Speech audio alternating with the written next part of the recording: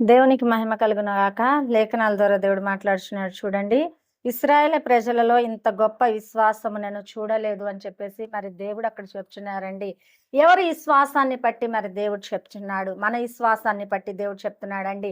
మనం ఎంతైతే విశ్వసించి నడుస్తామో, ఎంతైతే దేవుడు మన జీవితంలో కార్యం చేయాలి, సంతోషకరంగా మేలు చేయాలి, ఆనందకరంగా మనం ఉండాలి అని చెప్పి నువ్వు విశ్వసిస్తావో దేవుడు ఏం చేస్తున్నాడు తెలుసా? నీ పేరు గొప్పదిగా చేస్తానని చెప్పి దేవుడు చెప్తున్నాడు.